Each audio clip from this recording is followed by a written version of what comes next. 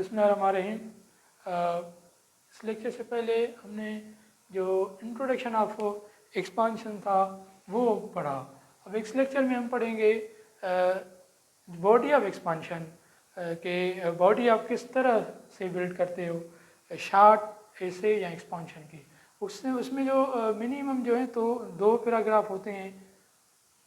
First of all एक paragraph ये है कि जो टॉपिक आपको मिली है उसको आप सपोर्ट कर रहे हो फर्स्ट एग्जांपल में, जैसे ये आपका फर्स्ट एग्जांपल है।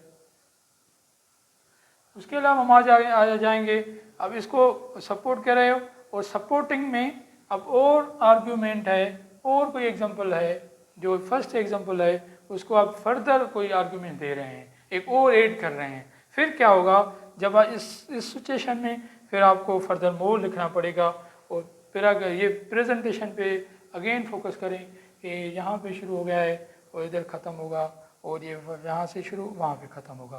कहने का मकसद फर्स्ट एग्जांपल को अगर सेकंड एग्जांपल सपोर्ट कराए तो आपको जो transitional paragraph between the 2 paragraph है वो आपको फर्दर मोर ओवर बिसाइड वो लगाना पड़ेगा।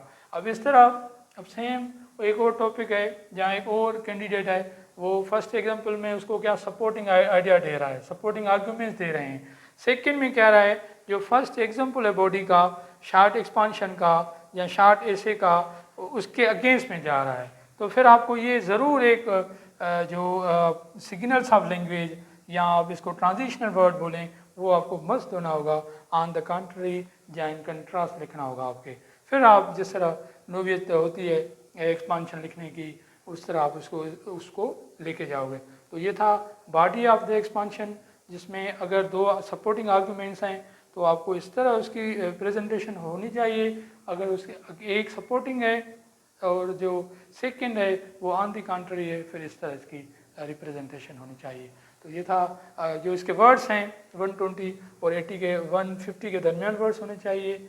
और इसके अलावा मिनिमम में 2 एग्जांपल हैं, आप एक भी एग्जांपल दे सकते हैं। बॉडी में बहुत सारे कैंडिडेट्स हैं, वो कहते हैं अगर एक एग्जांपल से आपका दिया हुआ एक्सपांशन प्रूव हो जाता है तो आप एक भी दे सकते हैं, बजाय जो आप 2 दें। अगर कोई बड़ी ऐसी टॉपिक है जिसमें 2-3 जो एग्जांपल्स हैं फिट हो रहे हैं, फिर आप 3 भी दे सकते हैं। तो डिपेंड अपॉन आप पे है और इसके अलावा रिक्वायरमेंट पे है कि वो एक्सपांशन हाउ मेनी मार्क्स का है, 25 मार्क्स का है, 10 मार्क्स का है, 5 मार्क्स का है, उसके अलावा 20 मार्क्स का है। फिर वो आप पे है ना कि फिर जितनी आप मार्क्स होगी ना पर एक्सपांशन की, फिर आपको उस हिसाब से ये आपको एग्जांपल देने हैं। अगर 5 मार्क्स का है तो आप ये तो डेफिनेटली है, फिर आप 2 एग्जांपल भी नहीं दोगे, एक एग्जांपल दे के जान छुड़वाओगे, क्योंकि ये 5 मार्क्स का है। जब 30 मार्क्स का होगा तो आप डेफिनेटली 2 या 3 एग्जांपल देंगे, और इसके अलावा 10 का हो फिर भी आप एक एग्जांपल दें, 25 का हो फिर आप 2 एग्जांपल दें। तो लिखने का अंदाज ये था।